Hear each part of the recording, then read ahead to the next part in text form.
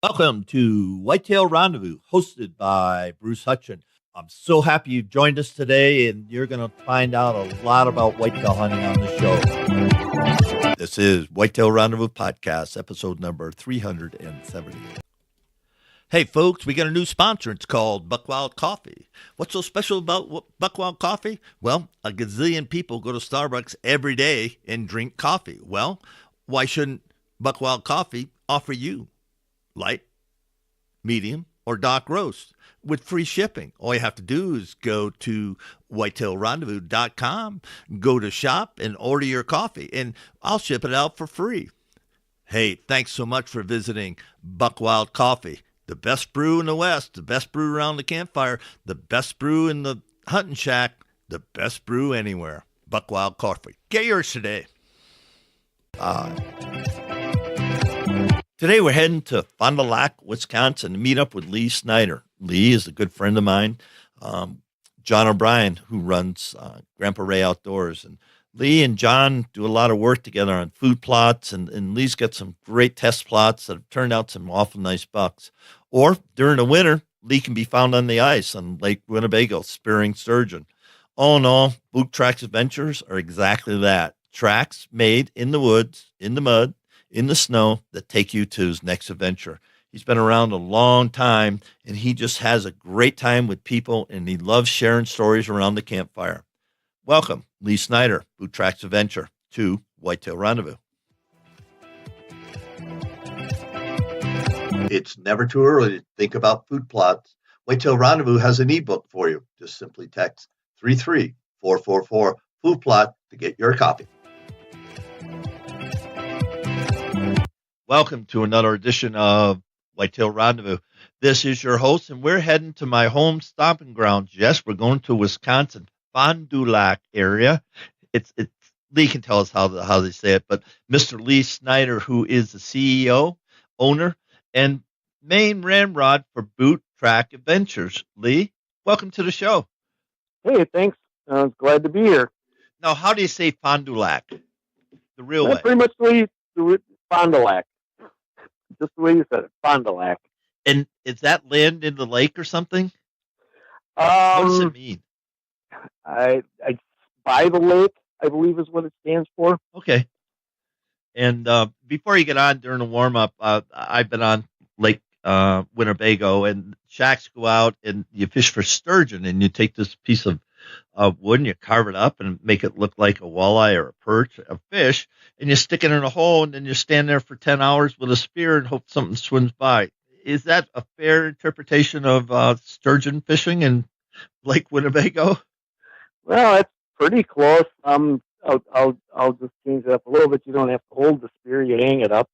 But yeah, and the decoys I can range. I've seen anything from baseball bats to toilet seats to you name it, cobs of corn, coffee cans. Just something to attract the fish in. They're a curious fish. They come up to check it out, and that's when you spear them.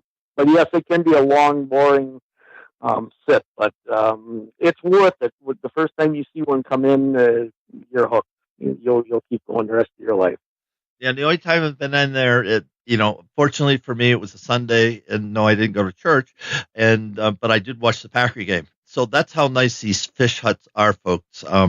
They're heated, and they get generators, and they get the Packers. And if you want to drink a beer, I don't recommend it for 8 hours, but you might have a beer or two and a brat outside grilled, and it's quite a lifestyle. And that's part of the persona of Wisconsin.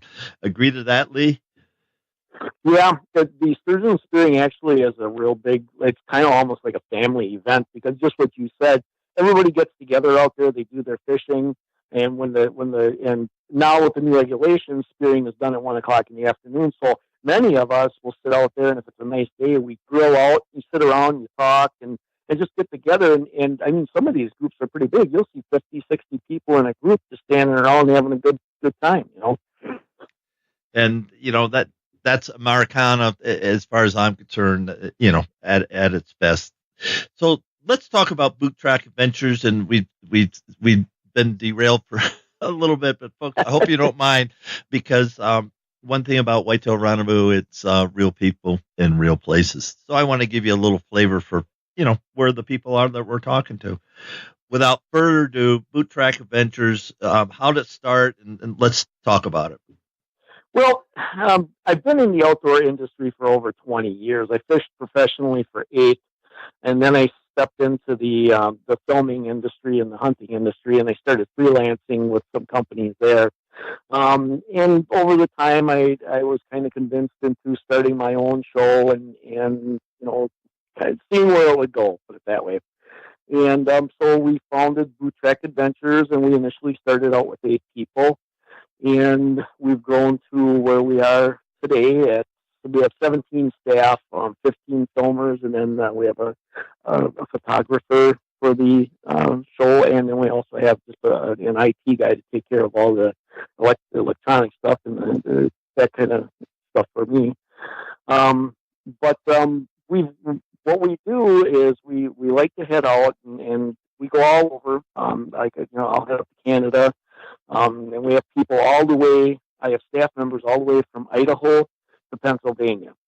And oh my goodness! So we try, we try to mix it up, and we try to get some different shows. And we do everything. We're not just a hunting show. We do fishing. We do anything outdoors, and we'll film it and put it out there to show everybody. The other thing that we really like to do.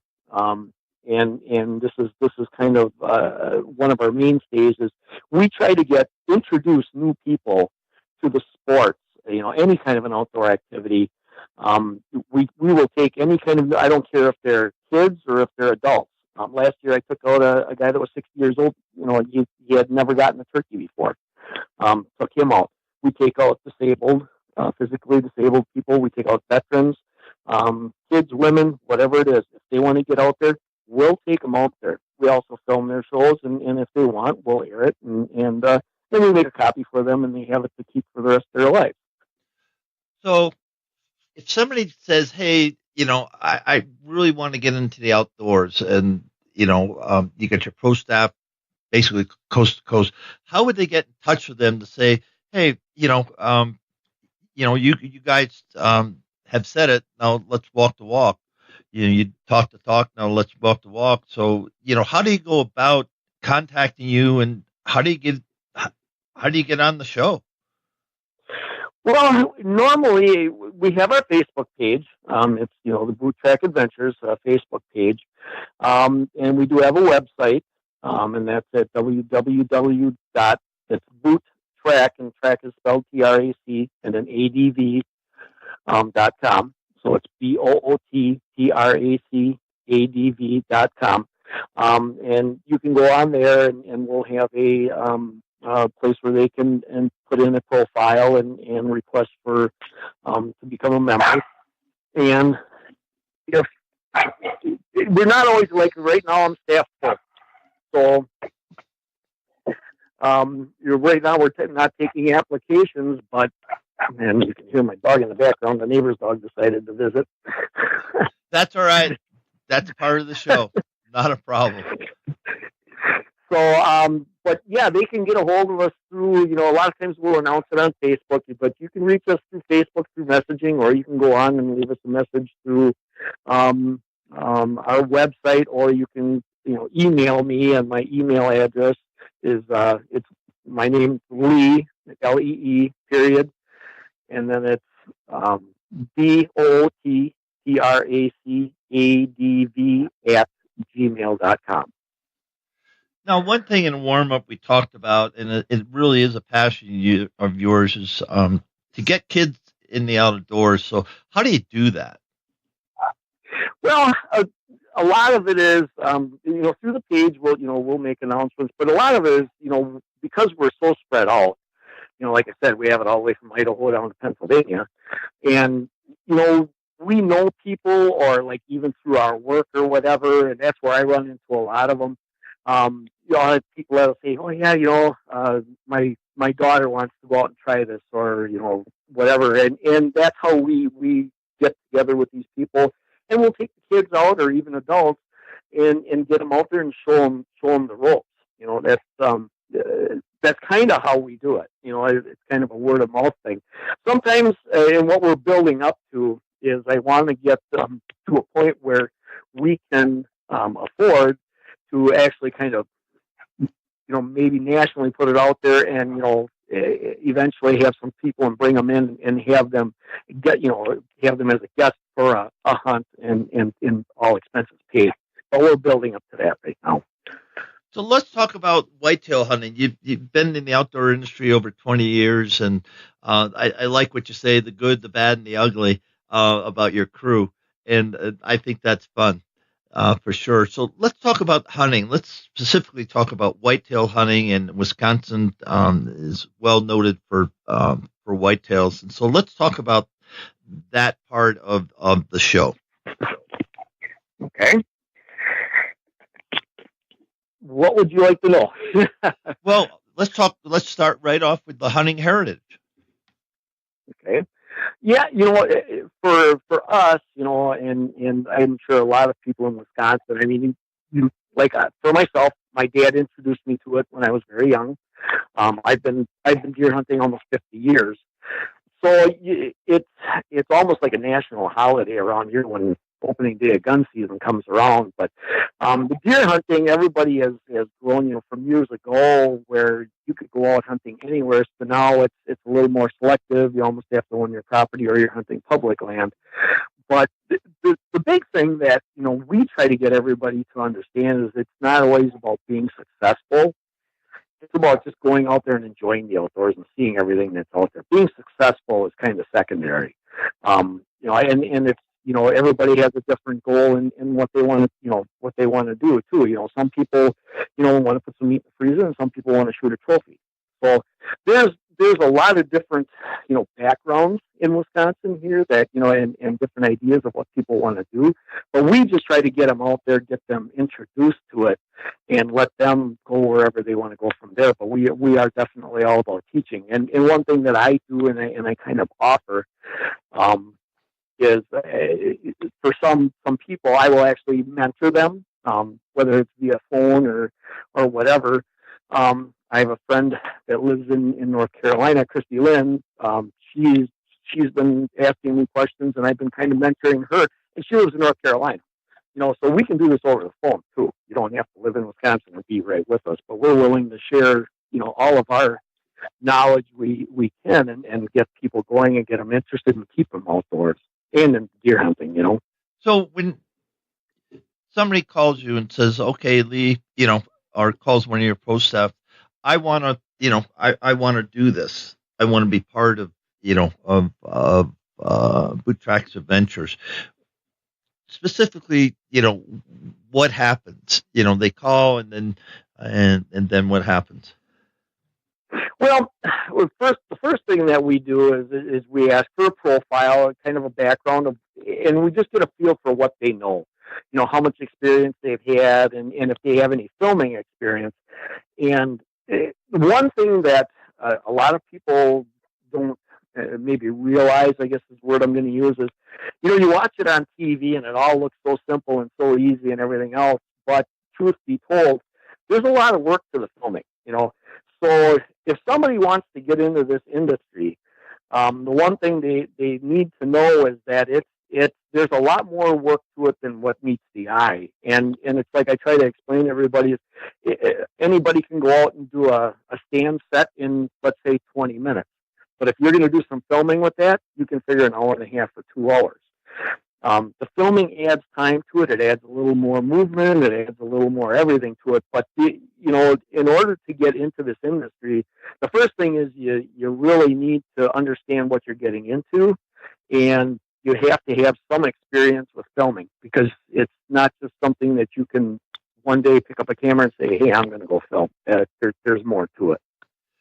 When you think about the veterans that have served our country, and I know you have a heart for the veterans, how do you get them involved, and how do you help them get over any obstacle they might, so they can get in the field, whether a duck blind, whether in a sturgeon shack or ice house?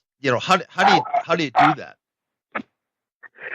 Well, we try to set things up so that, everything is accessible for them. We try to, we work with track chair, that if we need a track chair, and I guess I got to say that, we have to renegotiate that because my contact for that, has dropped the line, so we have to talk to a new guy. But we had a deal with track chair that we could actually get a track chair anywhere that we needed one to get people out there. Otherwise, like I say, we make provisions and we make sure we find out what people need and we make sure we can get them to where we need to get them so they can enjoy themselves. Now, how do you take a guy that hasn't hunted or hasn't fished, and how do you train him up so he's confident that when the moment of truth comes, he can get the job or she can get the job done? Well, it all starts with discussions. You talk to them, and I would say, almost compare it to a hunter safety course type thing. Is you educate them on all the intricacies of it. How a gun works, and what you can expect out of the animals and what to do and what not to do. And then you also get them, if they're local and you can work with them, you get them out on the range, you shoot with them, and you get them comfortable to how things are going to be. And you can actually, what I've already done with some of the veterans is I've actually set up like a blind. If we're hunting out of a blind, I'll set up the blind, I'll put the camera equipment in there, and I'll sit next to them and say, okay, we're going to take a few practice shots, just so that they know exactly what to expect that day. Now, if they're not local, then it's a little bit harder, and you have to hopefully have somebody on the other end that can help them do this. But we work through it. No matter what it takes, we work through it. When you think about whitetail hunting, you've been hunting whitetails for, as you said, over 50 years. What are the three critical things you would tell me, being a brand new whitetail hunter, what I should do or what I shouldn't do? Well, first thing is, I guess you need to learn to sit still. You've got to be patient and be able to sit still. There's a lot of things to see out there and keep you preoccupied, but it's paramount to be still, because deer have, they don't have acute vision, but they pick up movement very, very well. And they can also see, by looking straight ahead, they can see 300 degrees. And their best focusing area is the front 60 degrees, but they can still see all the way around, and they can see movement very well. So you need to sit still. Second thing would be scent control. Deer's nose is probably, next to their ears, their best defense. They can pick up smells from a half a mile away. So you definitely want to make sure you have a good scent control regimen so that you're not alerting the deer that you're in the area. The third thing that I guess I would say is probably, and because I'm kind of self-taught, is I would read up on the animals so that and how they work. Even the small details can put the odds in your favor. So the more you know about your prey, the better and more successful you're going to be. Whitetail Rendezvous is pleased to announce a partnership with GoHunt.com. Who's GoHunt.com? Well, if you're a DIY hunter, you need the information at GoHunt.com/insider. Why? Because it provides 4,200 profiles, every unit, every species, and every season. Furthermore, they give in-depth analysis, interactive maps, unit access, and seasonal trends. Draw odds are very important, and they give you the most accurate information in the business. All this is available when you go to GoHunt.com/insider. Make sure you use promo code WR when you join Insider. You'll get a $50 gift card for GoHunt.com Gear Shop. All in all, if you're hunting out west in 2018, GoHunt.com Insider is where you need to be to get all the research information. When you use promo code WR, Whitetail Rendezvous receives a small commission from GoHunt.com. And thanks for that. And, folks, Lee's got a lot of history and skill set. But those three things you just talked about, know the species, and to do that, you need to become in my opinion, a 365 hunter. What does that mean to you? Because I know you've been involved in food plots and all different stuff around whitetails. So, how do you become a 365 hunter? Well, hey, you pretty much called it. You know what it is that there is no off season. You know, if you want to be really good at deer hunting or anything for that matter, it's something you're going to do year round, or you're going to be, thinking about it and working on it year round. For me, I have game cameras out. I run 17 game cameras, and they're out 365 days a year. I like to know what deer made it through the deer season, and I like to know how many fawns reproduced, and then I like to see who's coming up, in the coming up for the upcoming season. So, as you said, you mentioned food plots. If you have the area and you can, putting food plots is a good thing. You want to keep the deer healthy, and keep them in your area. Now we work with Grandpa Ray's, and I know you know John from Grandpa Ray's very well. And we use his products, and we put them down. And I got to say, I've got deer that hang around and have been around, and his products work very well. But you're going to be to be successful as a deer hunter, and if you really want to be good at it, you just what you said, you got to be doing it 365 days a year, because going out like now in the spring is a good time to do your scouting, because you're going to see things that you couldn't see earlier in the year because you didn't want to be walking around because you were hunting. So you're going to see paths, you're going to see rubs, you're going to see scrapes, and this is all information you can use for the following year. So I guess, for me, I do it all year round, between the food plots, between the velvet scouting, between the game cameras, and then just being in the woods. Time in the woods is critical. That's probably your best key, is just experience of being in the woods. How about practicing now? Some people use muzzle loaders in some areas of Wisconsin, shotguns, rifles, and others, and then bow and arrow. So, how do you practice to make sure you can make an ethical kill every time? Well, as you say, depending upon the weapon, my bow, I pretty much shoot year round. There might be some, more so now, like in the spring, where you're not quite shooting as often, but I shoot all year round, just to keep my muscles in tone and to keep everything, fresh. Guns, I periodically go out and shoot them, make sure that they're on, and it's just good practice. It's, again, it's the more you do something, I don't care what it is, the more you do something, the better you're going to be at it. So, just get your guns out and shoot them every time you can. And you don't even have to, it doesn't have to be your deer hunting rifle. You can take a 22 and go out and plink. It's the fundamentals that you need to keep sharp. So whether it's a 22 or, whatever style gun it is, as long as you're keeping your fundamentals there, you should be able, you should be sharp on them all. And same thing with a bow. You just pick it up and you just keep shooting it. The more you shoot it, the more proficient you're going to be. The biggest thing is, in my opinion, is if you don't have confidence in yourself, when that moment of truth comes, you're going to doubt yourself and you're going to talk yourself right into making a mistake. So the more you practice, the more confident you are, the more confident you're going to be in taking that shot and making it a good, clean, ethical shot.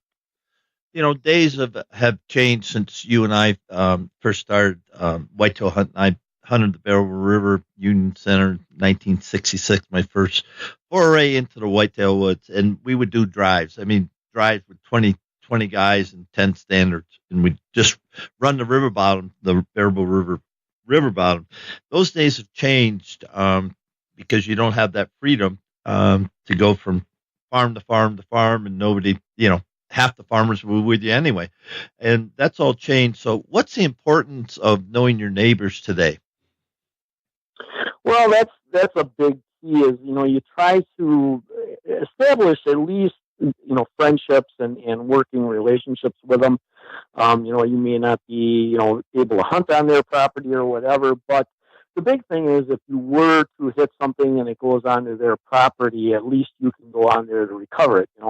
I know a lot of states, excuse me, a lot of states, but Wisconsin, I know, no matter what happens, if that deer goes onto a piece of property, private property, and if you ask permission to go after it and the owner says no, you're done tracking it. It's unfortunate, but that's the way it is.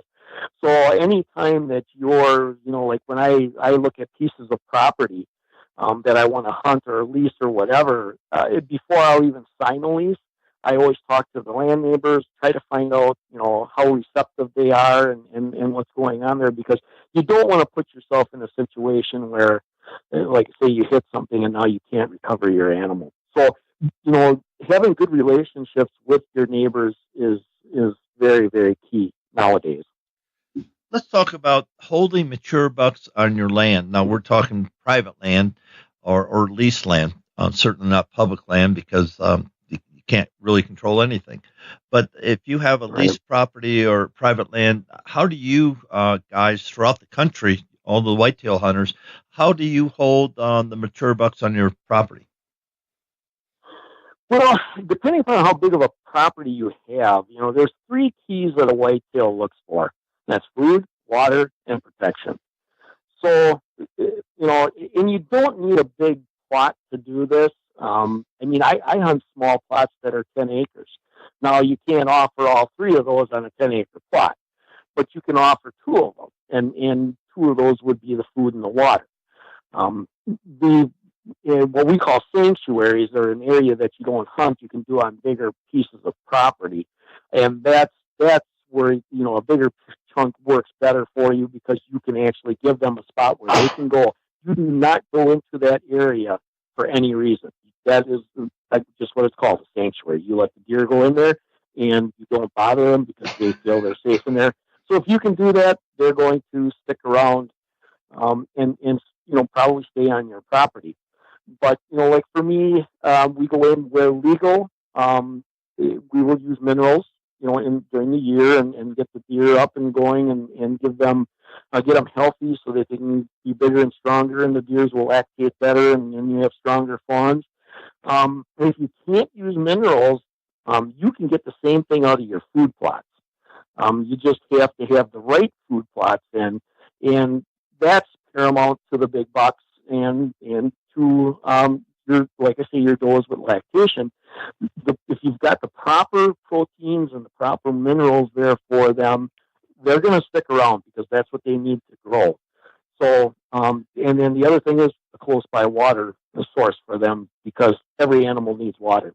So if you give them a water source along with the food that they need, and if you can provide it some cover, you're going to keep mature bucks on your property. Now, let's just break that down. Now, we mentioned Grandpa Ray, so hey, another shout out for John O'Brien and Grandpa Ray's. I know he's an agronomist. He helps people put out food plots. Let's talk about what you like best and for each season of the year. Well, deer are like kids in a candy store. One day they might want a Mallow Cup, and the next day it's a Snickers, and the next day it's a Kit Kat. So if you've got the room to do it, a variety of food plots is really good. Alfalfa is probably one of the best things you can put in, because deer will eat that year round. They're in there early. They'll be in there late. Brassicas later in the year are really good for your late seasons, as well as if you can get some turnips and rutabagas and stuff like that. That's a good late season, and it holds a lot of protein and carbs for the deer, because when it gets really cold, that's when they're going to come after those, because it's got a lot of energy for them. So, I kind of do a mixed bag as far as food plots, just to give them variety, because depending upon, each one of those food sources can give them something different. And the deer is very, I want to say, unique in a way that their body just knows what it needs. They know what their body needs. So if they need calcium, they're going to find calcium. And I don't care if they have to eat the dirt to do it, they're going to get the calcium in their body. And if they're looking for a different kind of a mineral, they may walk through beans to get to something else that's got what they need at that particular time. So a good variety, and just what you had said, John is very good at this. He's an agronomist. He can tell you the balances of what you should have on your property, and he'll cover all the bases for you so that you have something for all seasons for those deer. What do you like to hunt over? As far as a food plot? Yeah, excuse me. Go ahead. Yeah, as far as a food plot, I would say, if somebody wanted probably if they only could plant one food plot, I would say it should be alfalfa or clover or a mixture of such. And that's where John does his blending. He has, alfalfas, clovers, everything mixed together so that there's a variety there for them. But that is probably, if you're going to pick one, if there's one food plot you're going to put in, that would probably be the best one for all year round usage. And that's pretty easy to plant, isn't it? Yeah, that's probably one of the easier ones to plant. You can frost seed it, or you can put it in the spring. I wouldn't recommend doing it in the fall, but yeah, and it usually will grow very well because it's a tougher plant. The only the thing is, and John will preach this up and down, and I'm a big believer in it also. It starts in the ground. If you have poor soil, you're going to have a tough time growing stuff. So you need to start with checking out what you got for soil and getting that good, and then start planting stuff. And that's kind of the heart of it. Is it might be easy to grow, but are you going to get the full potential out of it? Not if you don't have good soil. And by good soil, I mean you just need to do a soil test so you know what nutrients are in there, and then you can use what the proper fertilizers and stuff so that you can get the maximum forage out of it. Thanks for that. I'm just thinking here, and Wisconsin has big woods up north, and then it's got agricultural land, and then it's got river bottoms. It's really got it all. What terrain and do you like to hunt the best? Well, right now my hunting is mostly just in hardwoods, and I'm actually in an area in central Wisconsin. There's some big wood lots, some very large areas, but then there's a lot of the little chunks of woods, like a 10-acre woods and a 5-acre woods and stuff like this, and the deer bounce from one to the other down fence lines and stuff like that. But right now, most of my hunting is in the hardwoods, and there I have a lot of oaks, so I'm dealing with the acorns too. So when the acorns start dropping, wherever the acorns are, that's where you want to be, because they will take the acorns over anything else at that period of time. And remember that, folks, because all of a sudden you get trail camera pictures and everything's looking good, and then all of a sudden the deer disappear. And guess what? They're on a different food. And you have to play catch up sometimes. But what I found is, if you're not seeing deer where they should be, then just stop and say, okay, what's falling out of the trees? Where are they going to get the highest return for their feeding? And you mentioned something earlier, Lee, that deer know what they need in their body, and they know in their home range where they can get it. You agree with that? Absolutely. And just kind of touch on what you were saying there. That's where it's wherever your piece of property is or wherever you're hunting, it's always good to know what's going on around that area. What in agriculture, you might have corn on one side of you and beans on another side, and maybe oats on another side.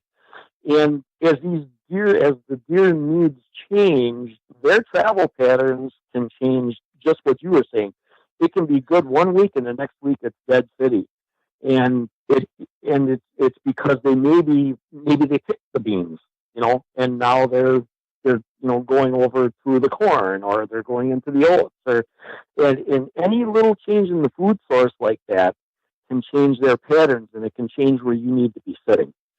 Well said. We're at the time in the show now that we need to say goodbye. But before we do that, you get a couple of minutes to give some shout outs to your sponsors, your crew, whomever, and then we'll wrap the show.